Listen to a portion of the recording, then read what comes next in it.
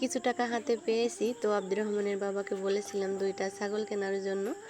তো আজকে নিয়ে চলে এসেছে, আর এনে কিন্তু ওদের পানি দিয়েছে। তো ওরা তো খাচ্ছে না, যেহেতু নতুন জায়গায় এসেছে একটু সমস্যা তো হচ্ছে, খুবই ডাকাডাকি করছে। আর সারাদিন কিন্তু কোনো কিছুই খেলো না। তো খুবই খারাপ লাগছে, হয়তো বা মায়ের জন্য মায়া করছে, এই জন্যে অমন করছে। আসসালামু আলাইকুম, আমি তানিয়া মহেশপুর থেকে বলছি। কাছে এবং দূরে, দেশ এবং দেশের বাহিরে যে যেখান থেকে ভিডিওটি দেখছেন, আশা করি সবাই ভালো আছেন। আল্লাহর অশেষ রহমতে আমরাও বেশ ভালো আছি, আলহামদুলিল্লাহ। তো চলে আসলাম আর একটা ভিডিও নিয়ে, আশা করি ভালো লাগবে। তো এদিকে আব্দুর রহমান কিন্তু সেজে গুজে বসে আছে, সে তার আন্টির বাড়িতে যাবে, তার দাদির সঙ্গে আন্টির বাড়িতে যাচ্ছে। আর ও কিন্তু সকাল থেকে বিকাল পর্যন্ত ওখানে ছিল, কোনো কান্নাকাটি করিনি, কিছুই বলিনি, যেহেতু আন্টি দুধ খায় তো এই জন্য কোনো সমস্যা হয়নি। তো ওকে গুছিয়ে দিয়ে কিন্তু আমি বাড়ির সব কাজ করে নিয়েছি। আজকে তো কোনো তাড়া ছিল না, তো সব কাজ করে নিয়ে মানে বাসি কাজ সব করে নিয়েছি। আর এই যে নেদিগুলো প্রতিদিন তো উঠানো লাগে আর দেয়া লাগে, আর এবারের নেদিগুলো নষ্টই হয়ে গেল, এভাবে নাড়াচাড়া করতে করতে ভেঙে গিয়েছে। আর মেঘলা আকাশ, তো এই জন্য এইটা করতে হচ্ছে। খুবই কষ্ট হয় বাচ্চাটা নিয়ে, আমি এইভাবে এই নেদিগুলো দিতে আমার খুবই কষ্ট হয়ে যায়। তো কী করবো বলেন, কিছুই তো করার নেই। আর এই গাছটা আব্দুর রহমানের বাবা এবার লাগিয়েছে, তো আলহামদুলিল্লাহ অনেক পেয়ারা ধরেছে। আর পেয়ারাগুলো কাগজ দিয়ে উনি কিন্তু বেঁধে দিয়েছে যাতে ভালো থাকে। তো এখনও যেসব আপু ভাইয়ারা আমার সঙ্গে আছেন, প্লিজ আমার ভিডিওটিতে একটি লাইক দিয়ে কন্টিনিউ করবেন। আপনার হাতের একটি লাইকই পারে আমার এই ভিডিওটি ইউটিউবে আরও অনেকের কাছে পৌঁছায় দিতে। আর যেসব আপু ভাইয়ারা আজ আমার চ্যানেলে নতুন এসেছেন, প্লিজ চ্যানেলটি সাবস্ক্রাইব করে আমার পাশে থেকে যাবেন। আর যারা কাজটি করে ফেলেছেন তাদেরকে জানাই অসংখ্য ধন্যবাদ। তারপরে দেখেন, চলে আসলাম আব্দুর রহমানের বাবার কিছু কাপড় ছিল, যেহেতু গোপালগঞ্জে গিয়েছিল আর মেঘলা আকাশে আমি এই কাপড়গুলো ধুইনি, না শুকালে মানে কেমন একটা গন্ধ লাগে, এই জন্য ধুইনি। আর পুরো কাপড় তো আজ একটু রোদ ভালো মনে হচ্ছে, এই জন্য ধুয়ে দিলাম। আর আব্দুর রহমানের একটা কাঁথা হয়েছিল আর কিছু প্যান্ট, তো সেগুলো এখন ধুয়ে এখন এই রোদে মেলে দিব। সকালে কিন্তু একদম অন্ধকার হয়ে গেছিলো, মনে তো হচ্ছিল না কোনো রোদ হবে। তো তারপরে যত সময় গেল, মনে খুব সুন্দর একটা রোদ আল্লাহ তাআলা দিয়েছে আজকে। আর সেই সাথে তো গরম ফ্রি আছে।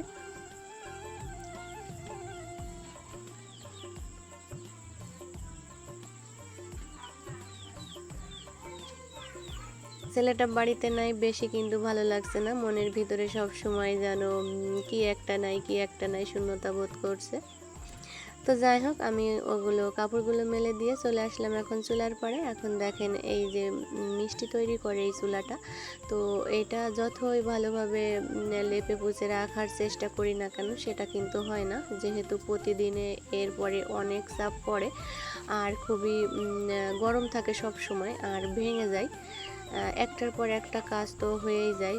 ধরেন সকাল থেকে দুপুর পর্যন্ত মিষ্টি তৈরি করা হয়, তারপরে আম্মু এখানেই রান্না করে, আবার কোনো দিন আমার চুলায় রান্না করে নেয়, আবার 3টার পর থেকে দুধ জাল করা হয়, সেটা কিন্তু সন্ধ্যা পর্যন্ত। তো এরপরে খুবই ধকল যায়, এই জন্য চুলাটা সবসময় ভালো থাকে না। তো এদিকে দেখেন, এই যে বৃষ্টি হয়েছিল, তো বৃষ্টি পড়ে এখানে জলটা মতো উঠে গিয়েছে, তো আমি আর সময় সুযোগ করে পারিনি। কিন্তু আজকে তো একা আছি বাড়িতে, এই জন্য ভাবলাম যত বাড়তি কাজ আছে সব কাজগুলো আজকে সেরে নেব। আজ কিন্তু খুবই কষ্ট হয়েছে, ছেলেটা বাড়িতে নাই মনে করে কিন্তু আমি অনেক কাজ করে নিয়েছি। আর ওই যে ছাগল কিনে এনেছে, ওই ছাগলের ঘর তৈরি করেছি।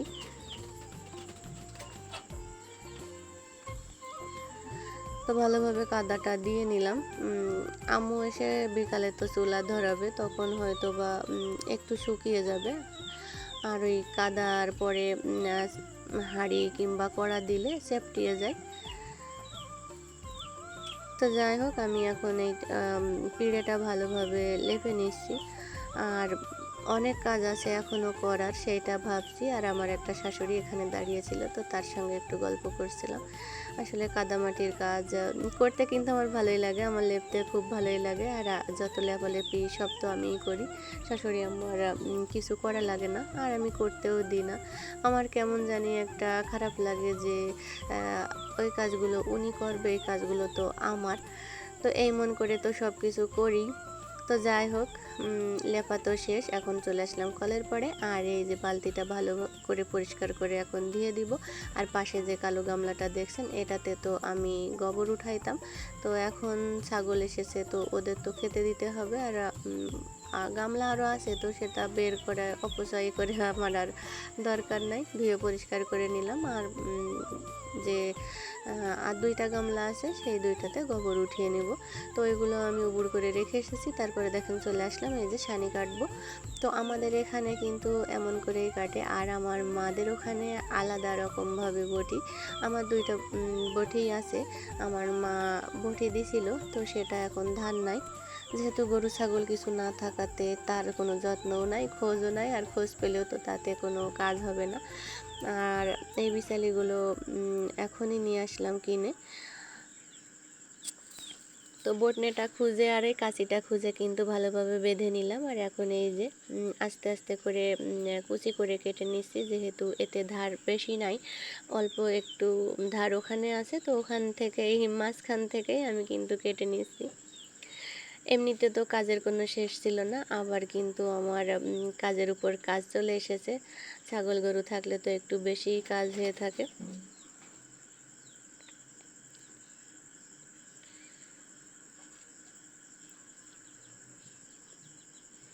আমি অনেক আপুদের দেখেছি সানি কাটতে, তো এভাবে কাটতে দেখিনি। তারা বাঁশে এই কাঁচিটা বাঁধে, আর কিন্তু উল্টোভাবে কাটে।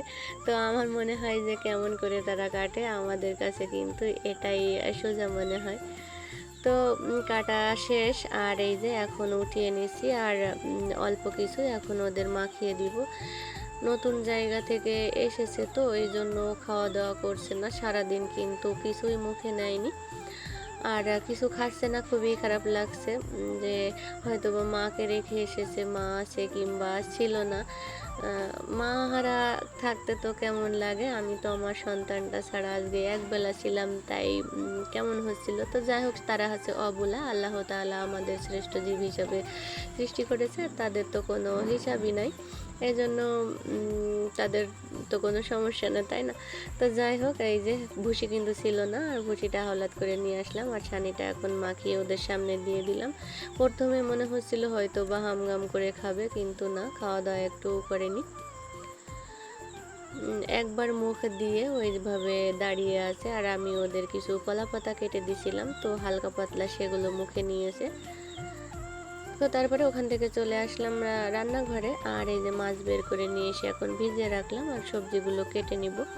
বাড়িতে তো কেউ নাই, আর ভালো লাগছে না। আব্বু মহেশপুরে গিয়েছে, আম্মু ননদ বাড়ি গিয়েছে, ছেলেটাকে নিয়ে গিয়েছে। আর আব্দুর রহমানের বাবা তো এখন আসবে না, আর আজকে একটু সকাল করেই আসবে, যেহেতু ছাগলের ঘরটা তৈরি করা লাগবে। এই জন্য আজকে কিন্তু একটু সকাল করে বাড়িতে আসবে। আর আজকে রান্না করে নেব, এই যে বরবটি ভাজি করব, আর হচ্ছে শাকের ডাঁটা রান্না করব। তো বরবটি ভাজি করতে করতে কিন্তু ভাজিটা চেঞ্জ হয়ে গিয়েছে, সেটা চচ্চড়ি করে নিয়েছি। আর মাছ দিয়ে ডাঁটা দিয়ে রান্না করব। আর এদিকে কিন্তু আমার আরেকটা ফোন আছে, সেই ফোন দিয়ে আমি অনেক আপুদের ভিডিও দেখি। আমার এই ফোনে যেসব আপুদের সাবস্ক্রাইব করা আছে, আর আমি যেটা চিনি যেসব আপুদের, তাদের কিন্তু সাবস্ক্রাইব করে আমি এই ফোনটা দিয়েও ভিডিও দেখি। আসলে এক একজনের ভিডিওর কোয়ালিটি এক এক রকম, দেখলে কিছু না তো কিছু শেখাই যায়। এই জন্য সব আপুদের ভিডিও দেখার চেষ্টা করি। আসলে কাজের জন্য কিন্তু সময় পাই না, আর আমি যখন কাজ করি তখন ভিডিও অন করে রেখে কাজ করি। এই জন্য কোনো আপুদের ভিডিওে আমি কোনো কিছু মন্তব্য করতে পারি না। এই লাইক দিয়ে শুরু করলাম আর শেষ করলাম, এটাই বলে শেষ করে দিই আর কি। কিন্তু ফুল ওয়াচ করে দিই, কারোর ভিডিও আমি টেনে টেনে দেখি না। আর অর্ধেকেও দেখি না, ফুল ওয়াশ করে দিয়ে তারপরে কিন্তু আমি সেইটা শেষ করি। আর আমি তো সবাইকে বলি যে সব আপু ও ভাইয়ারা আমার চ্যানেলে নতুন আসেন, যারা আমাকে বন্ধু বানিয়ে নেন, তারা প্লিজ আমার কমিউনিটি লেটারে একটা মেসেজ দিবেন। আমার এই ভিডিওর নিচে কোনো সাপোর্ট করলাম কিংবা পাশে আছি, বন্ধু হলাম, এইগুলো বলবেন না, আসলে আমার সাবস্ক্রাইবার কেটে যায়। আর কমিউনিটি লেটারে মেসেজ দিলে আমি ওখান থেকে চলে যাব 24 ঘন্টা পরে। 24 ঘন্টা পরে গেলে আপনারও কোনো সমস্যা হবে না আর আমারও কোনো সমস্যা হবে না। তো যাই হোক, কোটা কাটা তো করেই নিলাম। এইবার এই কুটনিগুলো কিন্তু ওই ছাগলকে দিব। মনে হচ্ছিল যে হয়তো বা খাবে, কিন্তু এবারও তারা খেলো না। তো সানিগুলো তো উঠিয়ে রেখে দিলাম আর ওইগুলো ওদের সামনে দিয়ে দিলাম। তো তারপরে চলে আসলাম রান্নাঘরে। আর এই দেখেন, রান্নাঘরটা কিন্তু আমি আগের দিন লেপে রেখেছি আর কি সুন্দর চকচকে দেখা যাচ্ছে। আসলে আগের দিন যদি লেপে রাখা হয় খুবই সুন্দর দেখায়। আর এই যে খড়ি নিয়ে চলে আসলাম, এখন রান্নাটা বসিয়ে দিব, তারপরে চালটা ধুয়ে এখন চুলার পরে বসিয়ে দিলাম। আর এদিকে দেখেন, মাছটা কিন্তু ভাজি করে নিচ্ছি। আর মাছটা ভাজি আমার প্রায় শেষের দিকে। আর এত গরম পড়ছিল, গরমে তো রান্না করা যাচ্ছিল না। তারপরেও আম্মু তো বাড়িতে নাই, আজকে ফ্যানটা আমি নিয়েছি। আর আমার পেছনে একটা ননদ বসে আছে, তো আমি ওর সঙ্গে অনেক গল্প করছিলাম। আসলে সবার ভালোবাসা পাই, সবাইকে ভালোবাসা দিই, এটা কিছু কিছু মানুষ কিন্তু সহ্য করতে পারে না। তো কি বলবো, তাদেরকে কিছু বলার নেই। আল্লাহ তাআলা তাদের হিদায়াত জ্ঞান দিক আর ভালো মন মানসিকতা দিক। আসলে আপনারাই বলেন, ভালোবাসা পেতে হলে তো ভালোবাসা দেওয়া লাগে। কাউকে যদি ডান হাতটা না দেওয়া হয়, সে কি কখনো বাম হাতটা দেয়? তো এটা কেন সবাই বোঝে না? আমি এটা বুঝে উঠতে পারি না। আমি আমার শ্বশুরবাড়ির থেকে খুবই ভালোবাসা পাই, সাপোর্ট পাই সব কিছু থেকে। তো আর যারা পায় না তাদের হয়তো বা আফসোস হয়। তো আমি তাদেরকে বুঝাই যে যেমন তার সঙ্গে তেমন চলতে হয়। আমার শাশুড়ি যেমন কাজ করে, তার চলাফেরা, তার কি পছন্দ, আমি কিন্তু সেই মাপে চলার চেষ্টা করি। তো আপনার শাশুড়ি কেমন, সেটা কিন্তু আপনাকে দেখে নিতে হবে। সবাই একরকম হয় না, সবাইকে এক পাল্লায় ভারী করা যায় না। কিন্তু আমি আলহামদুলিল্লাহ, আমি আমার ফ্যামিলিটা ভালো পেয়েছি। আমার যত ননদ আছে, খালা শাশুড়ি বলেন, খালা শাশুড়ি মেয়ে বলেন, মামা শাশুড়ি মেয়ে বলেন, সবাই কিন্তু আমাকে বলে যে আপনার কপালটা একটু আমাদের সাথে ছুঁয়ে দিবেন, কারণ এত ভালোবাসা শ্বশুরবাড়ি থেকে কেউ পায় না। আমি সব জায়গায় ভালোবাসা পাই। তো যাই হোক, এটা আমার আল্লাহ তাআলার একটা বড় নিয়ামত। গল্প করতে করতে কিন্তু আমি অনেক কাজ করে নিলাম। দুপুরে গোসল করে খাওয়া দাওয়া করে নিয়েছি। তারপরে এই যে কাপড়গুলো রেখে গেছিলাম, সেগুলো এখন ধুয়ে দিচ্ছি। তখন আব্দুর রহমানের বাবার খুবই ক্ষুধা লাগছিল, বলছিল আমাকে তাড়াতাড়ি খেতে দাও, এই জন্য আমি ভিজিয়ে রেখে গেছিলাম।